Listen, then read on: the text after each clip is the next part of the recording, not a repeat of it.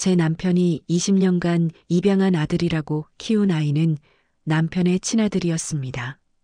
그리고 제가 22년 전 낳고 빼앗긴 제 친딸은 제 회사 구내식당에서 일하고 있었어요. 그 모든 진실은 바닥에 떨어진 작은 손수건 하나에서 시작됐어요. 무심코 손을 뻗어 주었습니다. 오래된 면 손수건이었어요. 빨래를 수없이 했는지 가장자리가 해지고 색이 발해 있었습니다. 하지만 정성스럽게 다려진 흔적이 역력했고 한쪽 모서리에는 작은 자수가 놓여 있었어요. 순간 제 온몸이 얼어붙었습니다. 심장이 쿵하고 내려앉으며 숨이 목구멍까지 차올랐어요. 손에 든 손수건이 바들바들 떨렸고 손가락 끝에서 시작된 전율이 팔을 타고 어깨를 지나 등골까지 오싹하게 퍼져나갔습니다. 식당 특유의 따뜻한 공기가 갑자기 무겁게 가슴을 짓눌렀고 천장의 조명 불빛마저 흐릿하게 흔들리는 것 같았어요. 손수건을 눈앞으로 가까이 가져갔습니다. 그리고 모서리에 수놓인 자수를 들여다보는 순간 저는 비명을 지를 뻔했어요. 민준혁? 서연우. 그 이름들을 보는 순간 제 온몸의 피가 거꾸로 솟구쳤습니다. 낡은 면 천이 제 손바닥에서 천천히 체온으로 데워지는 게 느껴졌고 그 따스함이 손에서 팔로, 팔에서 가슴으로 번져가며 심장을 뜨겁게 조여왔어요. 눈물이 핑 돌았고 목구멍이 메었습니다. 귀가 멍해지면서 주변 소리가 멀어지고 오직 제 심장 뛰는 소리만 쿵쿵 울려 퍼지는 것 같았어요. 불가능한 일이었습니다. 이 손수건은 분명히 23년 전 그 봄날 통영 바닷가에서 제가 손수 밤새 수놓아 만든 그 손수건이었거든요. 세상에 단 한 장밖에 없는 서로의 이니셜을 새긴 그 손수건 말이에요. 제가 그때 그 사람에게 직접 건네줬던 손수건이었습니다. 그런데 이 손수건이 지금 왜 여기 있는 걸까요? 왜 제가 운영하는 회사 구내식당 바닥에서 발견된 걸까요?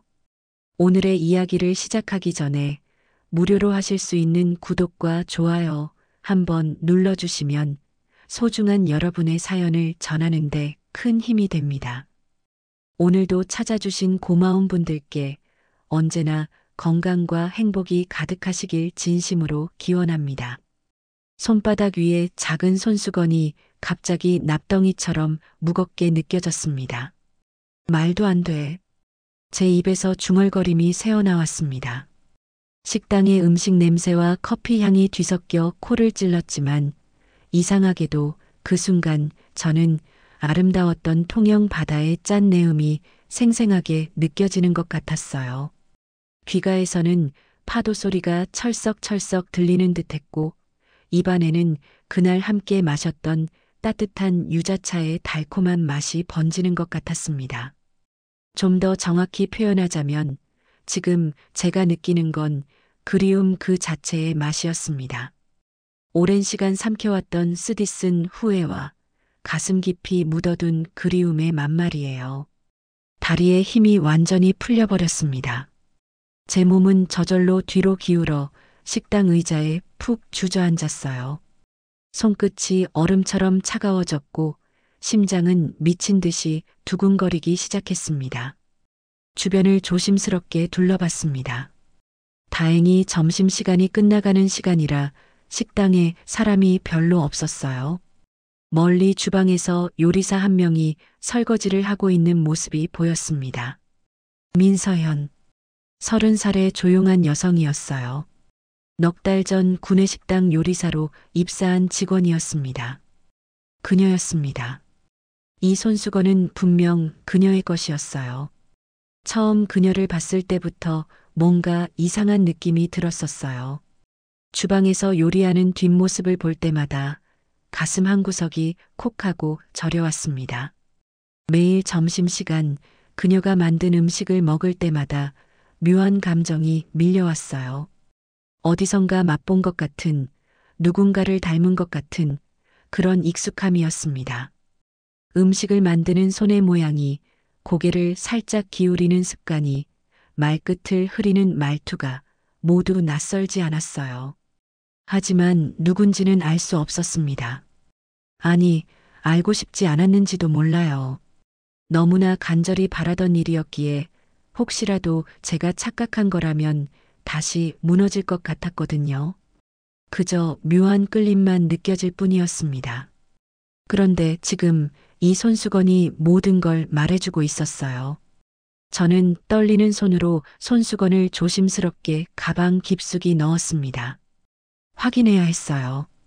이게 정말 그 손수건인지, 그리고 민서연이 누구인지, 왜 이 손수건을 가지고 있는지 말이에요. 하지만 마음 한구석에서는 벌써 알고 있었습니다. 제 직감이, 제 심장이, 온몸의 세포 하나하나가 외치고 있었어요. 이건 우연일 리 없다고. 이건 운명이라고요. 문득 떠올랐습니다. 제 남편 장태호. 20년간 형식적으로 함께 살았던 그 사람. 그리고 20년 전 입양했다는 아들 장민재. 뭔가 이상했어요. 입양한 아이인데도 민재는 점점 더 아버지 태호를 닮아갔었거든요. 얼굴 생김새까지 말이에요. 입양한 아이가 그렇게까지 부모를 닮을 수 있을까요? 언제나 의문이었지만 확인할 방법이 없었습니다. 하지만 지금 이 손수건이 뭔가 더 큰 비밀이 숨겨져 있다고 속삭이고 있었어요. 회장님, 괜찮으세요? 비서실장이 다가와 조심스럽게 물었습니다. 제가 창백한 얼굴로 주저앉아 있었으니 놀랄 만도 했어요. 괜찮아요. 좀 어지러워서요. 사무실로 돌아가겠습니다. 일어서는 다리가 후들거렸지만 억지로 힘을 줘서 걸었습니다. 사무실로 돌아가는 복도를 걸으며 저는 그날로 돌아가고 있었어요. 벚꽃이, 아니, 유채꽃이 흩날리던 한강 뚝섬 유원지. 25살에 제가 처음으로 진정한 사랑이 무엇인지 알게 된 그날로 말이에요. 그 사람을 만나기 전과 후로 제 인생이 완전히 달라졌던 그날의 이야기. 제 인생에서 가장 아름다웠던 봄, 그리고 가장 가슴 아팠던 봄 이야기를요. 안녕하세요. 저는 서울 서초구에 사는 55살 서연우입니다. 저는 지금 한빛제약그룹 회장으로 일하고 있어요. 희귀질환 신약 개발을 전문으로 하는 제약회사를 30년 가까이 이끌어왔습니다. 하지만 아무도 몰랐습니다. 그 강철 같은 겉모습 뒤에 숨겨진 제 모습을요. 밤마다 베개를 적시며 울던 여자의 모습을, 단 하루도 잊을 수 없었던 그 사람을 그리워하며 잠 못 이루던 그 모습을요. 꿈속에서라도 한 번 더 만나고 싶었던 그 사람이 제가 살아가는 이유이자 동시에 살아갈 수 없게 만든 사람이었다는 것을요. 그리고 넉 달 전 한 명의 젊은 여성이 제 곁에 나타났습니다. 구내식당 요리사로 입사한 민서연이었어요. 처음부터 뭔가 이상했습니다. 그녀가 만든 음식을 먹을 때마다 익숙한 맛이 느껴졌어요. 어디선가 먹어본 것 같은, 누군가를 떠올리게 하는 그런 맛이었습니다. 그녀를 볼 때마다 가슴이 뛰었어요. 하지만 왜 그런지, 누구를 닮은 건지 알 수 없었습니다. 그러다가 오늘 손수건 하나가 모든 것을 바꿔놓았어요. 제가 손수 수노와 만든 바로 그 손수건. 민준혁이라는 이름과 제 이름이 함께 수노인 그 손수건이 민서연의 주머니에서 떨어져 나온 겁니다. 불가능한 일이었어요. 있을 수 없는 일이었습니다. 하지만 제 손 안에 분명히 있었고 제 심장은 그게 진짜라고 외치고 있었어요. 이제 확인해야 합니다. 민서연이 누구인지, 왜 그 손수건을 가지고 있는지, 그리고 제 남편이 숨겨온 비밀이 무엇인지 말이에요. 이 모든 것을 이해하려면, 모든 진실을 알아내려면 저는 그 봄날로 돌아가야 합니다. 유채꽃이 흩날리던 한강 뚝섬 유원지. 25살에 제가 처음으로 진정한 사랑이 무엇인지 알게 된 그날로 말이에요. 그 사람을 만나기 전과 후로 제 인생이 완전히 달라졌던 그날의 이야기를 들려드려야 할 것 같습니다. 제 인생에서 가장 아름다웠던 봄, 그리고 가장 가슴 아팠던 봄 이야기를요. 제 인생에서 가장 아름다웠던 봄이 있었습니다. 25살 서울대학교 약학과 3학년 학생이었던 저에게 찾아온 운명의 계절이었어요. 지금도 그때를 떠올리면 가슴 한구석이 시리도록 아려옵니다.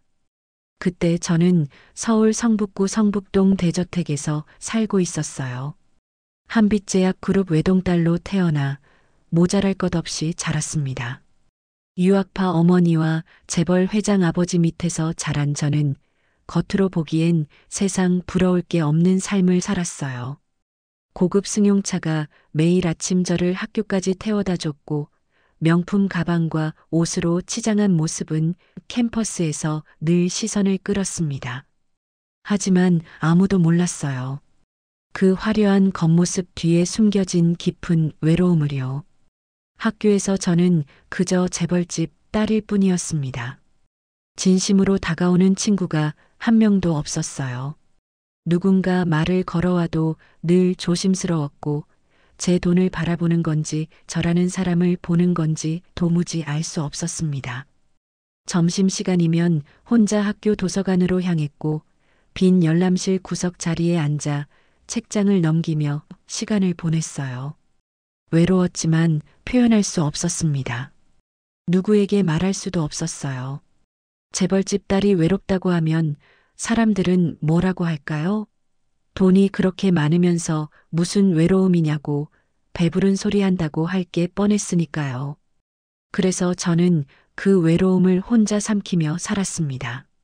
4월 어느 토요일 오후 저는 처음으로 혼자 한강에 나갔어요. 운전기사를 따돌리고 버스를 타고 뚝섬 유원지에 내렸습니다. 생전 처음 타본 시내버스였어요. 유원지는 봄나들이 나온 사람들로 가득했습니다. 유채꽃이 활짝 피어 노란 물결을 이루고 있었고 아이들은 꽃밭 사이를 뛰어다니며 웃고 있었어요. 연인들은 손을 잡고 걸으며 사진을 찍고 가족들은 돗자리를 펼쳐놓고 도시락을 먹고 있었습니다. 그 따뜻한 풍경이 오히려 제 외로움을 더 선명하게 만들었어요. 저는 한강변 낡은 나무 벤치에 혼자 앉아 책을 펼쳤습니다. 하지만 글자가 눈에 제대로 들어오지 않았어요. 주변에서 들려오는 밝은 웃음소리가 더 크게 울렸고 그 웃음이 제 외로움을 더욱 또렷하게 만들었습니다. 바로 그때였습니다. 실례합니다.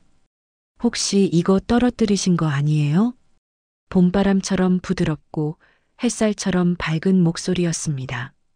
고개를 들어보니 한 남자가 환하게 웃으며 제 앞에 서 있었어요.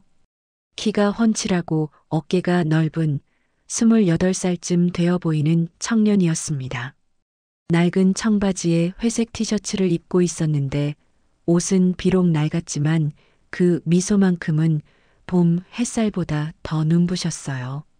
손에는 제 필통을 들고 있었습니다. 감사합니다. 저는 얼떨떨하게 필통을 건네받았습니다. 그의 손이 제 손에 스치는 순간 이상한 전율이 흘렀어요. 심장이 쿵하고 뛰었고 너무 놀라서 아무 말도 못하고 그저 멍하니 쳐다볼 수밖에 없었어요. 혼자 오셨나요? 유채꽃 정말 예쁘지 않아요? 저도 주말마다 여기 와서 쉬어요. 택배 일이 힘들거든요. 그가 자연스럽게 말을 걸었습니다. 생전 처음이었어요. 누군가 제게 이렇게 순수하게 아무런 목적 없이 다가온 건 말이에요. 제 뒤에 있는 재벌집 딸이라는 배경을 보는 게 아니라 그저 벤치에 혼자 앉아 있는 한 사람을 보고 말을 거는 그런 따뜻함이었습니다. 저도 혼자예요. 그럼 같이 꽃 구경하실래요? 혼자 보기엔 너무 아까운 풍경이거든요. 그가 손을 내밀었어요. 손바닥에는 굳은 살이 배어 있었고 거친 일을 오래 한 흔적이 역력했어요. 손톱 밑에는 희미한 먼지 자국도 보였습니다. 택배 상자를 나르느라 생긴 흔적이었을 거예요. 하지만 그 손이 세상에서 가장 따뜻해 보였습니다. 저는 떨리는 손으로 그 손을 잡았어요. 순간 전기가 흐르는 것 같았고 온몸에 소름이 돋았습니다.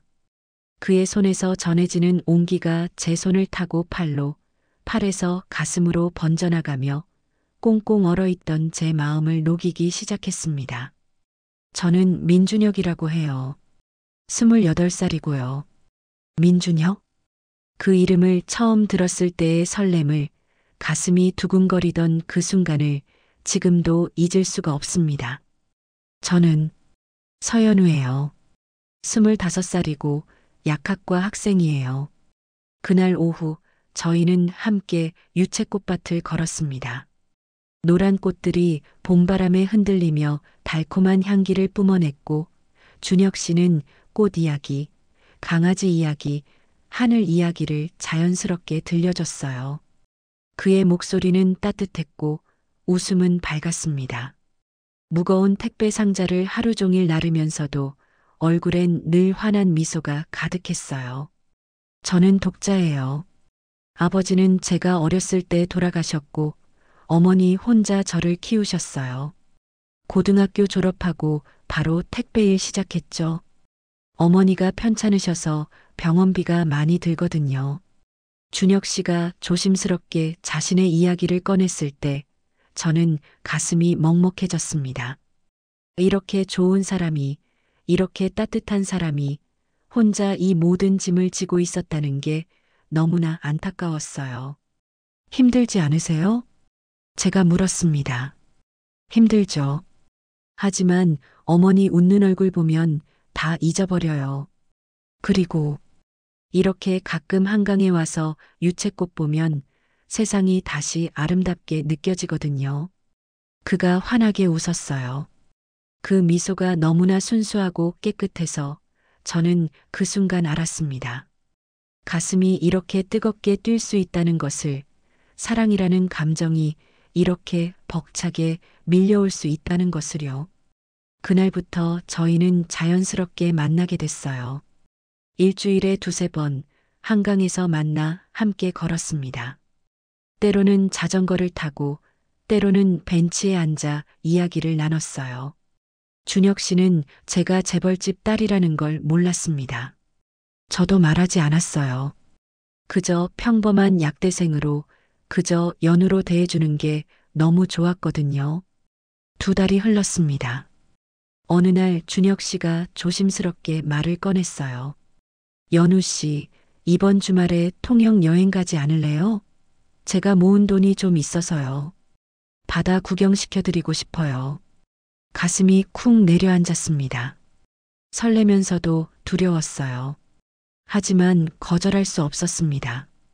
통영행 고속버스를 타던 그날 아침, 제 심장은 평생 가장 빠르게 뛰고 있었습니다. 부모님께는 친구들과 1박 2일 여행 간다고 거짓말을 했어요. 25해 인생에서 처음으로 부모님을 속이고 나온 길이었습니다. 통영에 도착했을 때 남쪽의 따뜻한 바닷바람이 얼굴을 간지럽혔어요. 짠 내음이 코끝을 스쳤고 공기 자체가 자유로웠습니다. 케이블카를 타고 올라가 푸른 바다를 내려다봤어요. 햇살에 반짝이는 바다가 눈이 부셨고 저 멀리 수평선이 하늘과 맞닿아 한 폭의 그림처럼 아름다웠습니다.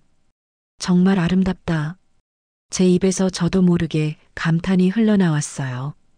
준혁 씨가 조심스럽게 제 손을 잡았습니다.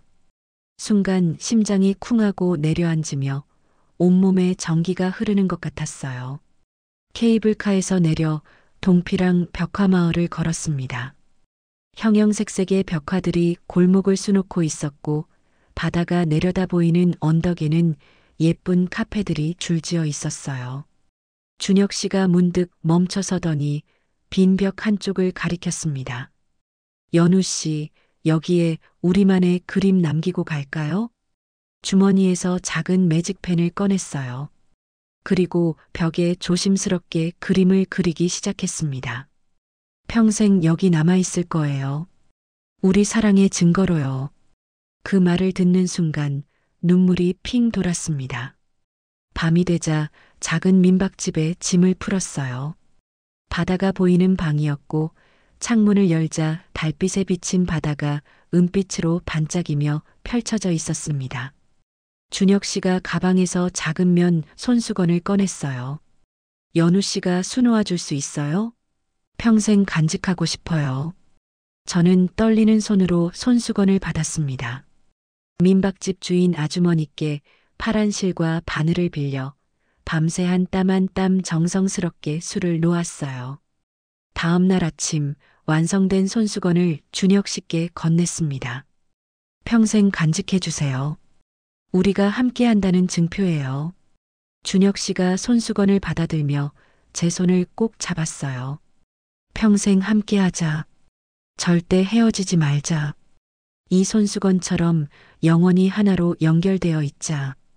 바닷바람이 더 세게 불어왔고 파도가 더 크게 철썩거렸습니다.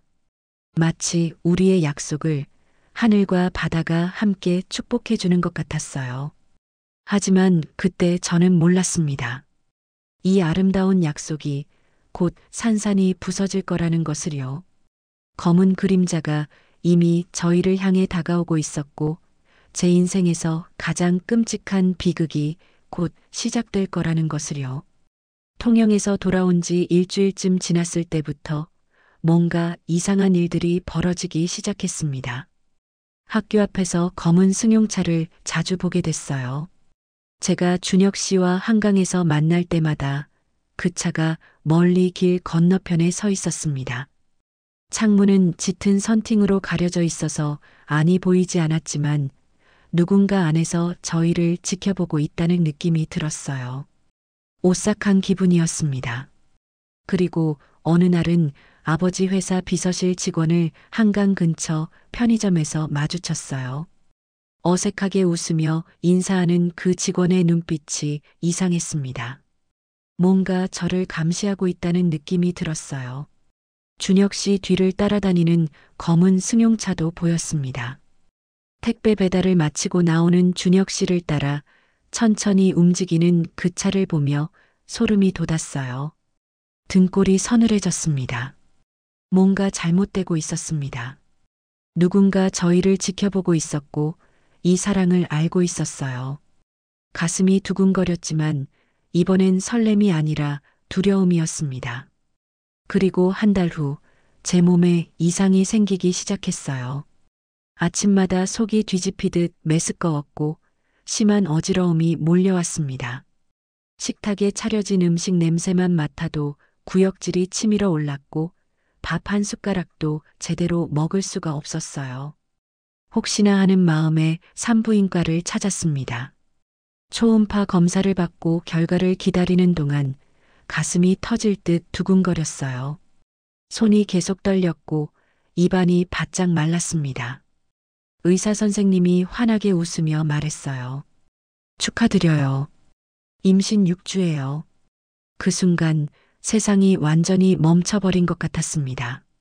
귀가 멍해지며 주변 소리가 모두 사라졌고 오직 제 심장 뛰는 소리만 쿵쾅쿵쾅 크게 울렸어요. 기쁨과 충격이 동시에 밀려왔습니다.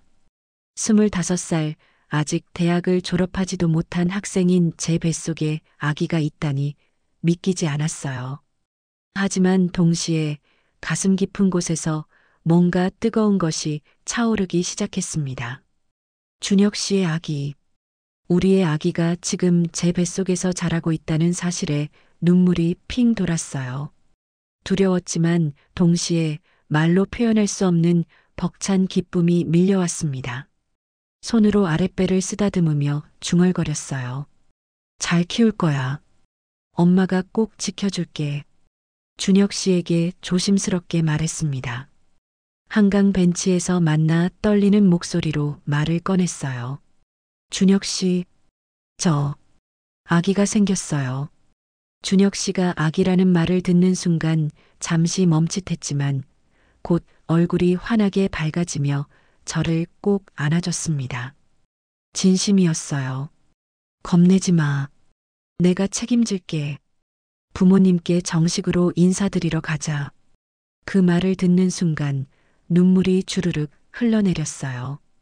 고마움과 안도감에 가슴이 벅차올라 제대로 말도 할 수 없었습니다. 2003년 7월 토요일 오후였습니다.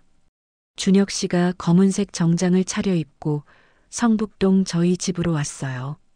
정장이 조금 낡았지만 깨끗하게 다려진 모습이 단정했고 긴장한 얼굴로 초인종을 누르는 준혁 씨의 손이 미세하게 떨리고 있었어요. 손에 든 꽃다발도 함께 떨렸습니다. 거실로 안내했습니다. 아버지 서진수 회장과 어머니 박혜숙 여사가 소파에 앉아 계셨어요. 저는 떨리는 목소리로 말했어요. 사귀는 남자친구를 소개하고 싶어요. 정식으로 인사드리러 왔어요. 아버지의 얼굴이 순식간에 굳어졌습니다. 얼음처럼 차갑고 날카로운 눈빛으로 준혁 씨를 위아래로 천천히 훑어봤어요. 그 눈빛에는 이미 거부와 경멸, 분노가 가득 담겨 있었습니다. 거실의 온도가 급격히 내려가는 것 같았고 공기가 무겁게 가라앉았어요. 어머니가 차갑게 물었습니다. 직업이 뭔가요? 택배기사입니다. 준혁 씨가 최대한 공손하게 대답했어요. 부모는 어떻게 되나요? 어머니 혼자 계십니다. 아버지는 제가 어렸을 때 돌아가셨고요. 어머니의 눈빛이 더욱 차갑게 식었어요. 집안 재산은 변변치 못합니다. 하지만 열심히 일해서 연우 씨를 꼭 행복하게 해드릴 겁니다. 준혁 씨가 당당하게 말했어요. 그 말을 듣는 순간 아버지가 벌떡 일어났습니다. 마치 천둥이 떨어지는 것 같았어요. 당장 나가. 거실 전체가 울릴 정도로 큰 목소리였습니다. 샹들리에까지 흔들리는 것 같았고 저는 그 자리에서 얼어붙었어요. 감히 우리 딸한테 손을 댔어? 신분도 모르고 주제넘게 기어 올라왔어? 모욕적인 말들이 마구 쏟아졌습니다. 어머니도 차갑게 말했어요. 다시는 우리 딸 얼씬거리지 마세요. 당신 같은 사람이 무슨 자격으로 재벌집 딸을 넘봐요? 돈이 목적 아니면 뭐겠어요? 준혁 씨의 얼굴이 새하얗게 질렸어요. 하지만 꾹 참으며 허리를 구부려 고개를 숙였습니다. 죄송합니다. 하지만 정말 사랑합니다. 아무도 듣지 않았어요. 저는 울며 아버지 팔을 붙잡고 매달렸습니다. 안 돼요. 저 정말 사랑해요. 그리고 더 이상 참을 수 없어 외쳤습니다. 아기가 있어요. 순간 거실에 무거운 침묵이 흘렀습니다. 시계 초침 소리만 똑딱똑딱 들렸고 그 소리가 너무나 크게 느껴졌어요. 아버지의 얼굴이 빨개지더니 손이 번쩍 올라왔습니다. 찰싹? 제 뺨을 때리는 소리가 거실 전체에 울렸습니다. 뺨이 화끈거렸고 입안에서 쇠맛이 났어요. 눈앞이 하얗게 번쩍였고 귀에서 윙 소리가 났습니다. 그날 밤 저는 제 방에 갇혔습니다. 문 밖에서 자물쇠 잠그는 쇠소리가 쨍그랑 울렸고 창문에는 급히 설치된 쇠창살이 어둡게 그림자를 드리웠어요. 휴대폰도 빼앗겼습니다. 완전한 감금이었어요. 마치 죄수가 된 것 같았습니다. 아버지가 문 밖에서 차갑게 말했습니다. 이제 집 밖은 절대 못 나간다. 그 남자 다시 한 번이라도 만나면 해외로 보내버릴 거다. 임신은 제주도 가서 처리할 거야. 조용히 낳고 조용히 입양 보낼 거니까 숨죽이고 가만히 있어. 저는 방바닥에 주저앉아 울었습니다. 온몸이 와들와들 떨렸고 공포가 밀려왔어요. 준혁 씨는 어떻게 됐을까요? 무사히 집에 돌아갔을까요?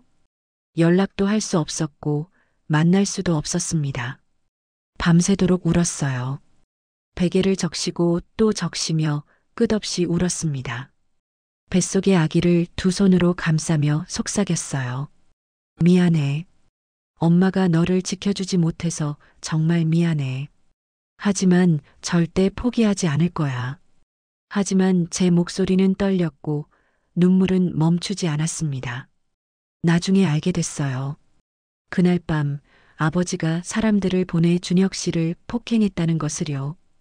반지하 월세집 앞 좁은 골목에서 5명의 남자들이 준혁 씨를 둘러싸고 무자비하게 때렸다고 했습니다. 갈비뼈가 3대나 부러졌고 온몸이 시퍼렇게 멍들었어요. 그리고 5천만 원을 던져주며 각서를 쓰게 했답니다. 서연우와의 관계를 완전히 끊겠습니다. 준혁 씨는 피로 얼룩진 손으로 펜을 잡고 떨리는 손으로 그 각서를 썼어요. 어머니 병원비가 걱정됐고 제가 더 큰 위협을 받을까봐 두려웠기 때문이었습니다. 하지만 그 돈은 결코 받지 않았어요. 통장을 강제로 주머니에 밀어 넣었지만 준혁 씨는 한 푼도 쓰지 않고 그대로 묵혀뒀다고 나중에 들었습니다. 자존심이 완전히 짓밟혔어요. 남자로서의 자존심이, 사람으로서의 존엄이 바닥에 처박혔습니다. 하지만 어쩔 수 없었어요. 살아야 했으니까요. 2003년 12월 임신 7개월이 됐을 때였어요. 어느 날 새벽 아버지가 방문을 열었습니다. 비행기 표를 들고 있었어요. 제주도로 출발한다. 준비해. 저는 울며 매달렸지만 소용없었습니다. 강제로 옷을 입혀지고 끌려나갔어요. 제주공항에 도착했을 때는 이미 오후였습니다. 차가운 겨울바람이 얼굴에 스쳤고 회색빛 하늘이 낮게 깔려 있었어요. 애월읍 외딴 곳에 있는 작은 산부인과 소망산부인과로 향했습니다. 모든 게 돈으로 해결되는 곳이었어요.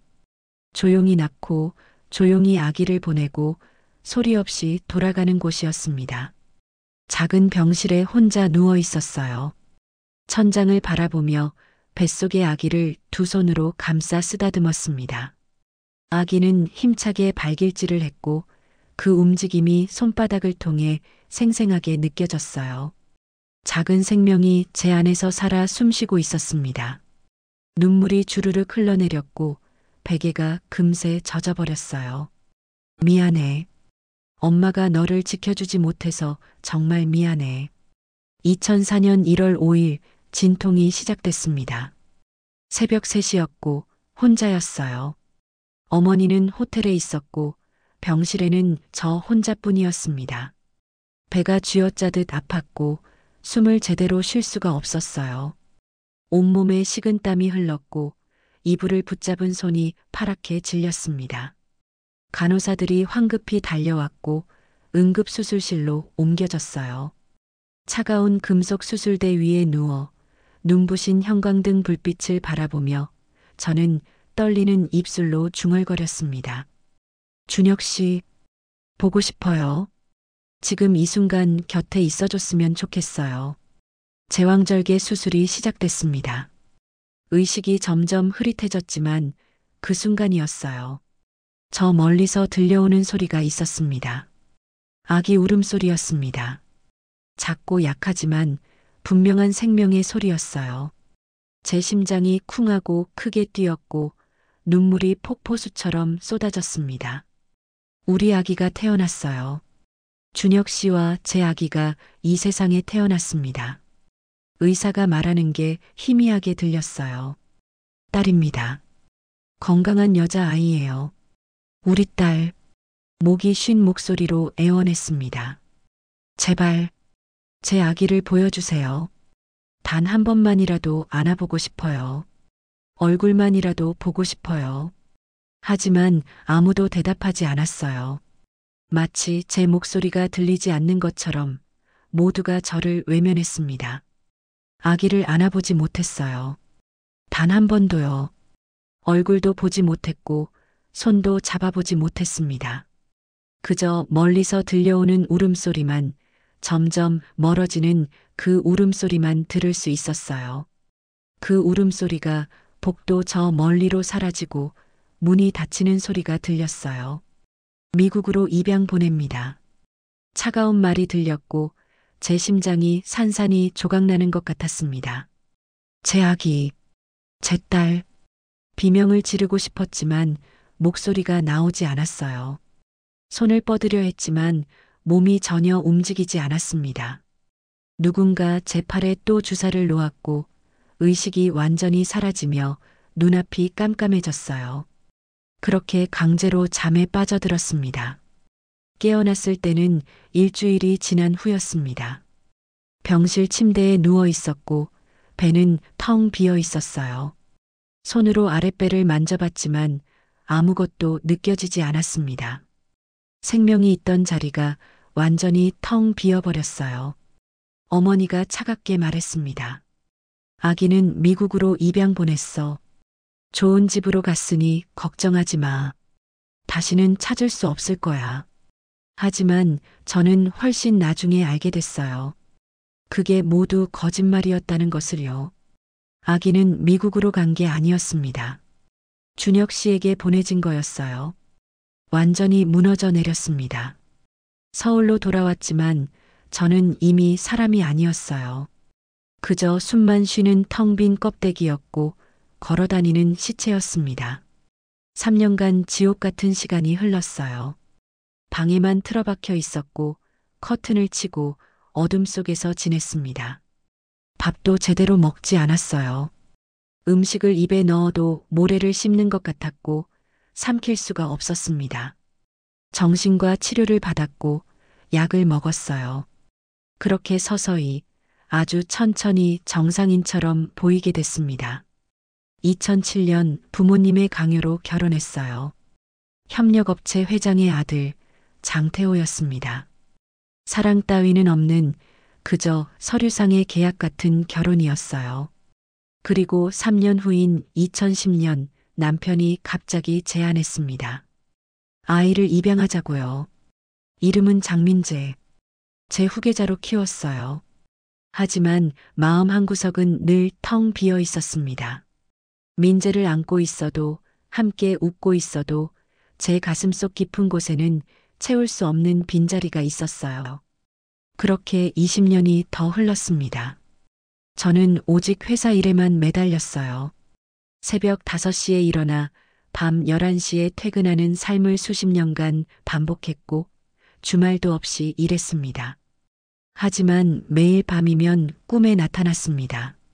준혁 씨가 환하게 웃으며 제 손을 잡았고 통영 바다가 눈앞에 펼쳐졌어요. 꿈에서 저는 울며 사과했습니다. 준혁 씨 미안해요. 정말 미안해요. 그리고 제 딸도 꿈에 나타났는데 어떤 얼굴일까 궁금했고 준혁 씨를 닮았을지 상상했어요. 건강하게 잘 자라고 있을까? 행복하게 살고 있을까? 그렇게 23년을 살았습니다. 그리고 넉 달 전 민서연이 제 곁에 나타났어요. 손수건을 발견한 그날 밤 저는 잠을 한숨도 이루지 못했습니다. 가방 속 손수건이 마치 제 가슴을 쥐어짜는 것 같았어요. 눈을 감으면 수노인 이니셜이 선명하게 떠올랐고 23년 전 통영 민박집에서 밤새 바늘질하던 그 순간이 생생하게 되살아났습니다. 다음 날 아침 급히 비서실장을 호출했어요. 민서현 요리사 인사 파일 당장 가져오세요. 목소리가 떨렸지만 최대한 침착한 척했습니다. 30분 후 두꺼운 파일이 제 책상 위에 놓였습니다. 떨리는 손으로 파일을 펼쳤어요. 첫 페이지에 사진이 붙어 있었고 그 아래로 인적사항이 빼곡히 적혀 있었습니다. 이름 민서현, 나이 30세, 출생일 2004년 1월 5일, 출생지 제주도, 학력 부천조리예술고등학교 졸업, 보호자고 민준혁. 그 순간 세상의 모든 소리가 사라졌습니다.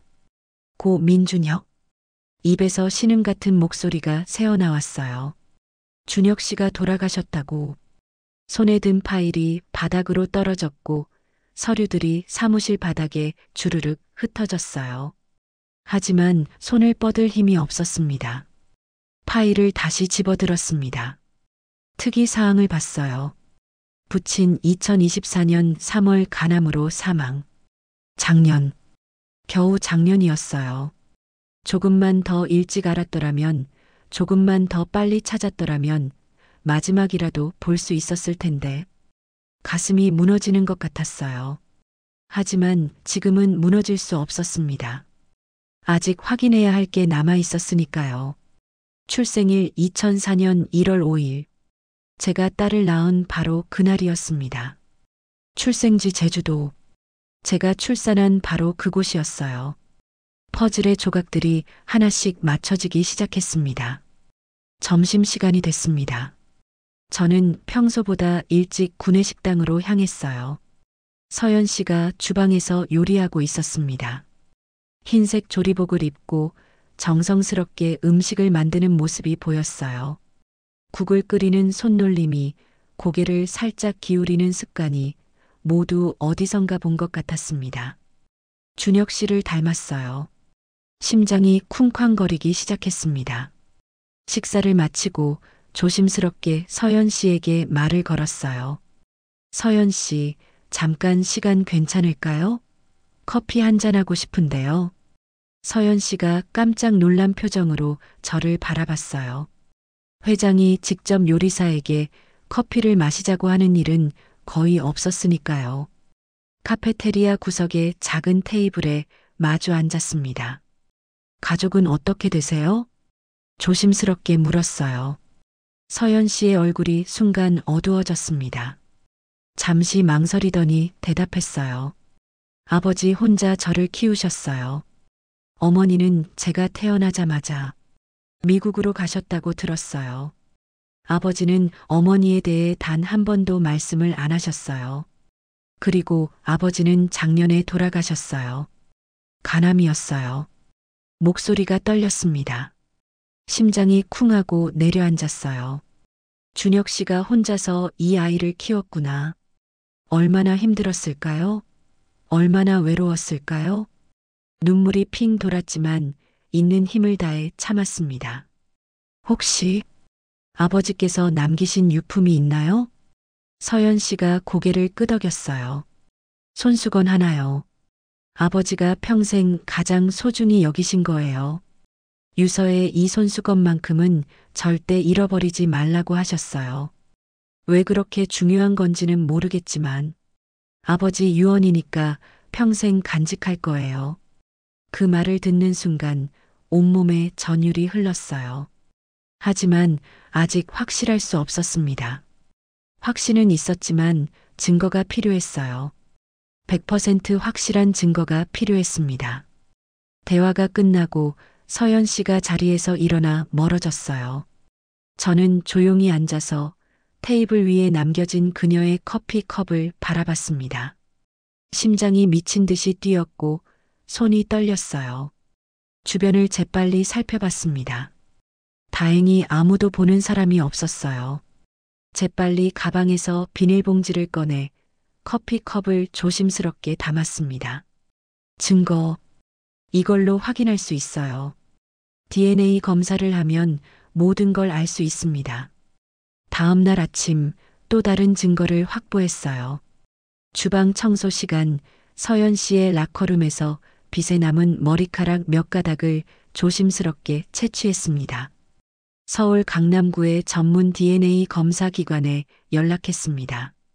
혼자 몰래 방문했고 저의 혈액을 채취했어요.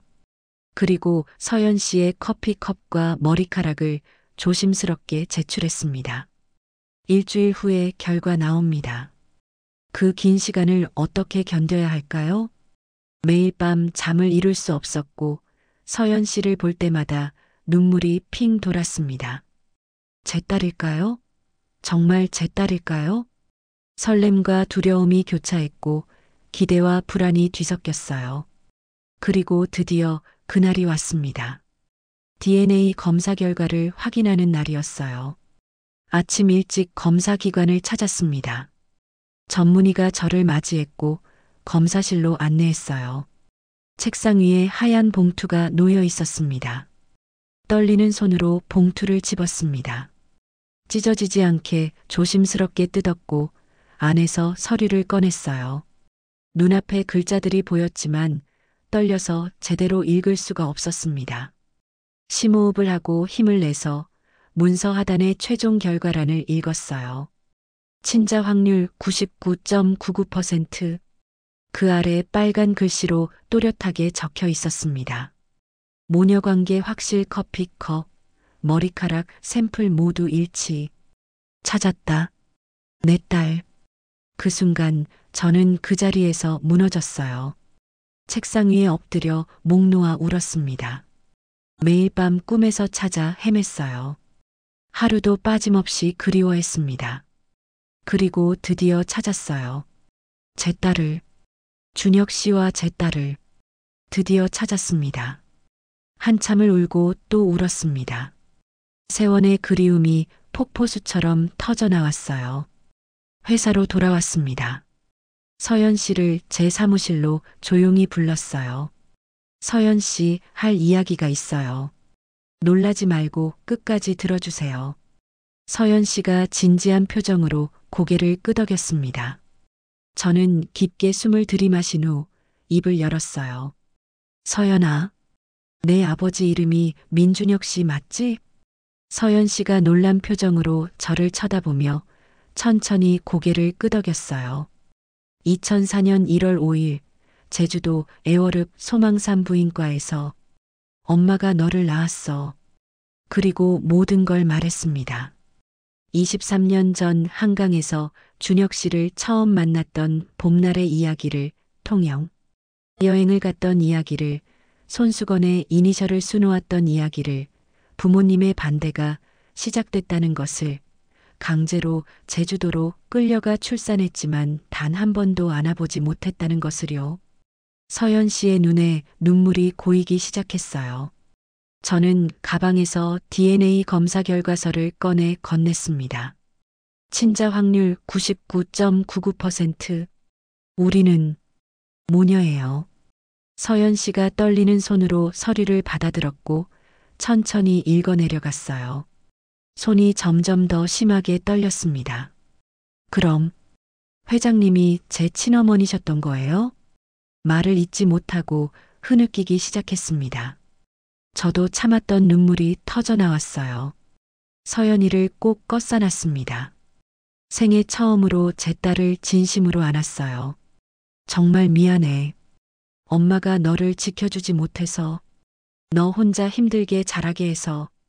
서연이가 제 등을 두드리며 말했어요. 아니에요, 엄마. 엄마 잘못이 아니에요. 엄마도 피해자였어요. 둘이서 한참을 울었습니다. 엄마. 서연이가 처음으로 저를 그렇게 불렀습니다. 그 한마디에 제 가슴이 터질 것 같았어요. 그래, 엄마야. 엄마가 여기 있어. 드디어 찾았습니다. 하지만 그날 저녁 예상치 못한 전화가 걸려왔습니다. 회장님, 큰일 났습니다. 서연 씨가 갑자기 쓰러졌어요. 지금 서울 아산병원 응급실로 후송 중입니다. 차를 미친 듯이 몰아 서울 아산병원 응급실로 향했습니다. 신호등도 제대로 보이지 않았고 눈앞이 하얗게 번쩍거렸어요.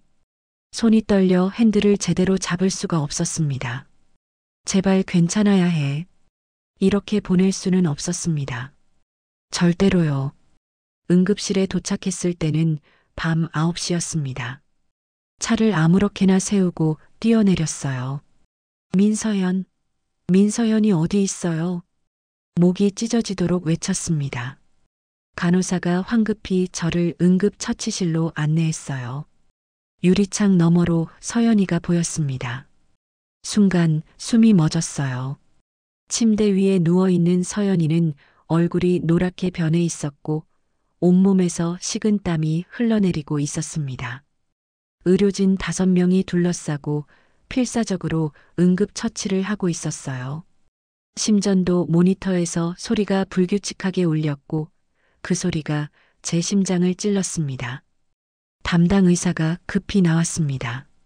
수술복에 땀이 흥건했고 표정이 심각했어요. 급성 간부전입니다. 간 기능이 급격히 악화되고 있고 독소가 몸 전체에 퍼지고 있어요. 지금 당장 간 이식 수술을 하지 않으면 48시간 안에 생명이 위험합니다. 온몸이 얼어붙었습니다. 간 이식은 얼마나 걸려요? 적합한 기증자를 찾는 데만 보통 몇 달이 걸립니다. 하지만 환자는 그만큼 시간이 없어요. 의사가 조심스럽게 말을 이었습니다. 혹시 가족 중에 기증 가능한 분이 계신가요? 생체간 이식이라면 바로 수술에 들어갈 수 있습니다.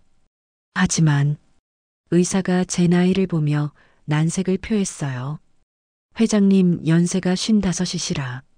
기증자로는 위험 부담이 큽니다. 저는 고개를 저었습니다. 상관없어요. 제 간을 쓰세요. 지금 당장요. 하지만 회장님 목숨도 위험해질 수 있습니다. 간 일부를 떼어내는 건 큰 수술이에요. 괜찮아요. 제 목소리는 단호했습니다. 제가 죽어도 상관없으니 우리 딸만 살려주세요. 의사 앞에 무릎을 꿇었습니다. 제발이요. 평생 찾아 헤맸는데 이렇게 보낼 순 없어요. 제 목숨을 가져가도 좋으니 딸만 살려주세요. 의사가 난처해하며 저를 일으켜 세웠습니다. 그리고 한참을 고민하더니 말했어요. 검사부터 하겠습니다. 조직 적합성을 확인해야 해요. 급히 검사실로 향했습니다. 혈액을 뽑고 조직 검사를 했어요. 30분이 지났을까요? 의사가 놀란 표정으로 결과지를 들고 왔습니다. 기적입니다. 100% 적합해요. 모녀간이라 그런지 조직 적합도가 완벽합니다. 수술 가능합니다. 그럼 지금 당장 해주세요. 2시간 후 수술복을 입고 수술실로 들어갔습니다. 차가운 수술대 위에 누워 눈부신 조명을 바라보며 생각했어요. 준혁 씨, 지금 우리 딸을 구하러 갑니다. 엄마로서 할 수 있는 마지막 일을 하고 있어요. 마취 주사가 팔에 꽂히는 순간 눈물이 주르륵 흘러내렸습니다. 서연아, 엄마가 지킨다. 꼭 살려낼게. 의식이 흐릿해지며 눈앞이 깜깜해졌어요. 수술은 8시간이 걸렸습니다. 제간의 60%를 떼어내 서연이에게 이식했어요. 의료진이 밤새 사투를 벌였고 새벽 6시가 되어서야 수술이 끝났습니다. 눈을 떴을 때는 회복실 침대 위였어요. 온몸이 아팠고 배에는 긴 수술 자국이 남아 있었습니다. 하지만 그것보다 먼저 물었습니다. 우리 딸은, 서연이는 어떻게 됐어요? 간호사가 환하게 웃으며 말했습니다. 수술 성공했어요. 이식된 간이 잘 작동하고 있고 생명에는 지장 없습니다. 정말 기적이에요. 그 순간 가슴이 터질 것 같았어요. 눈물이 폭포수처럼 쏟아졌습니다. 감사합니다. 정말 감사합니다. 일주일 후 저와 서연이는 나란히 병실 침대에 누워 있었어요. 서연이가 천천히 눈을 떴습니다. 노랗던 얼굴에 조금씩 혈색이 돌아오고 있었어요. 엄마, 작은 목소리로 불렀습니다. 저는 침대에서 일어나 서연이 손을 꼭 잡았어요. 그래, 엄마야. 엄마가 여기 있어. 엄마 간을 제게 주신 거예요? 그래. 엄마 몸 일부가 이제 내 안에 있어. 이제 우리는 정말로 하나야. 서연이가 눈물을 흘렸습니다. 고마워요, 엄마. 살려주셔서 정말 고마워요. 둘이서 손을 꼭 잡고 한참을 울었어요. 마이너스 마이너스 마이너스. 바로 그때 병실 문이 열리며 비서실장이 급히 들어왔습니다. 얼굴이 창백했고 손에 든 태블릿이 떨리고 있었어요. 회장님, 장태호 부회장이 긴급 이사회를 소집했습니다. 회장 직무 정지를 요구하고 있어요. 하지만 비서실장의 다음 말이 더 충격적이었습니다. 그리고 한 여성이 회사 로비에 나타나 난동을 부리고 있습니다. 오선미라는 사람인데 장민재 전무가 자기 친아들이라고 주장하고 있어요. 심장이 쿵하고 뛰었습니다. 뭐라고요? 비서실장이 태블릿을 건넸어요. 화면에는 40대 후반의 화려한 여성 사진이 떠 있었습니다. 25년 전 장태호 부회장과 관계를 맺어 아들을 낳았다고 합니다. 그 아들이 바로 장민재 전무라고요. 입양한 게 아니라 친아들을 제 아들인 것처럼 속인 거라고 폭로하고 있어요. 모든 퍼즐이 맞춰졌습니다. 민재가 왜 장태호를 그렇게 닮았는지, 입양 서류가 왜 그렇게 빨리 진행됐는지 모든 의문이 한순간에 풀렸어요. 긴급 이사회를 소집하세요. 지금 당장요. 사흘 후 저는 휠체어를 타고 이사회에 참석했습니다. 전체 이사 15명이 회의실에 모였고 장태호와 장민재도 참석했어요. 저는 차분하지만 단호하게 증거 자료들을 하나씩 제출했습니다. 오선미와의 관계를 증명하는 은행 송금 내역, DNA 검사 결과서, 원본, 불법 입양 서류 조작 증거, 가리고 회자 자금을 빼돌린 횡령 내역까지. 이사들이 경악했습니다. 장태호 부회장과 장민재 전무를 즉시 해임하고 회사에서 완전히 축출하겠습니다. 보유 주식 역시 전량 회수하며 횡령 혐의로 고소하겠습니다. 표결이 진행됐고 만장일치로 가결됐어요. 보안 요원들이 들어와 장태호와 장민재를 끌고 나갔습니다. 27년간의 거짓 결혼이 25년간의 거짓 아들이 끝나는 순간이었습니다. 회의실을 나섰습니다. 복도에 서연이가 휠체어를 타고 기다리고 있었어요. 저를 보자 환하게 웃으며 손을 내밀었습니다. 달려가 서연이를 꼭 껴안았어요. 서연아, 이제 괜찮아. 이제 정말 끝났어. 이제 우리 함께 살 수 있어. 엄마 고생하셨어요. 이제 행복하세요. 평생 함께 할게요. 복도 한가운데서 모녀가 부둥켜 안고 울었습니다. 23년의 고통이 끝났어요. 23년의 기다림이 보상받았습니다. 한 달 후 서연이는 완전히 회복됐습니다. 저 역시 건강을 되찾았고 서연이와 함께 성북동 집으로 왔어요. 생애 처음으로 제 딸과 함께 살게 됐습니다. 아침마다 서연이와 나란히 식탁에 앉아 밥을 먹었어요. 서연이가 직접 만든 따뜻한 된장찌개를 함께 나눠 먹고 커피를 마시며 회사 이야기를 나눴습니다. 너무나 평범한 일상이었지만 저에게는 꿈만 같았어요. 그리고 어느 날 서연이에게 조심스럽게 말했습니다. 서연아, 오늘 함께 꼭 가야 할 곳이 있어. 경기도 부천시 하늘공원 납골당으로 향했습니다. 준혁 씨를 만나러 가는 길이었어요. 3층 오른쪽 끝, 그곳에 준혁 씨가 있었습니다. 작은 영정사진이 납골함 앞에 놓여 있었고 사진 속 준혁 씨는 환하게 웃고 있었어요. 23년 전 한강에서 처음 만났을 때 그 미소 그대로였습니다. 순간 눈물이 주르륵 흘러내렸습니다. 준혁 씨, 왔어요. 늦었지만 이제야 왔어요. 우리 딸 찾았어요. 당신이 혼자 키운 우리 딸, 이렇게 훌륭하게 키워줘서 고마워요. 이제 엄마가 잘 지킬게요. 평생 함께 할게요. 서연이가 제 옆에 무릎을 꿇고 앉았어요. 아버지, 엄마 찾았어요. 아버지가 평생 그리워하셨던 그분, 제 친엄마를 드디어 찾았어요. 이제 하늘에서 마음 편히 쉬세요. 납골함 앞에 손수건을 조심스럽게 놓았습니다. 준혁 씨 약속 지켰어요. 평생 함께 하겠다고 했잖아요.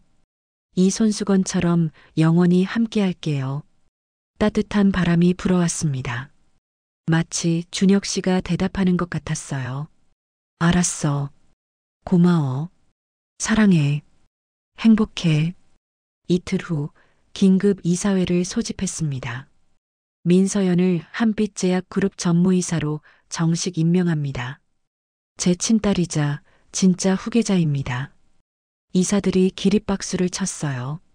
서연이가 단상에 올라 깊이 인사했습니다. 최선을 다하겠습니다. 어머니를 도와 회사를 더 크게 키우겠습니다. 저는 객석에서 서연이를 바라봤습니다. 가슴이 벅차올랐어요. 제 딸이, 준혁 씨와 제 딸이 이렇게 의젓하고 훌륭하게 자라 있었습니다. 그날 저녁 서연이와 함께 한강을 걸었어요. 23년 전 준혁 씨를 처음 만났던 바로 그곳, 뚝섬 유원지였습니다. 유채꽃은 지고 없었지만 따뜻한 봄바람이 불어왔어요. 엄마, 행복해요. 서연이가 제 손을 꼭 잡으며 말했습니다. 엄마도 행복해. 정말 정말 행복해. 창밖으로 서울 야경이 펼쳐졌어요. 반짝이는 불빛들이 밤하늘을 수놓았고 한강이 은빛으로 흐르고 있었습니다. 새로운 시작이었습니다. 진정한 사랑은 시간도, 거리도, 그 어떤 시련도 이겨냅니다. 시간이 지나도 변치 않는 사랑이 있고 피는 물보다 진해서 결국 가족은 다시 만나게 되어 있어요. 오늘도 저는 서연이와 함께 새로운 하루를 시작합니다.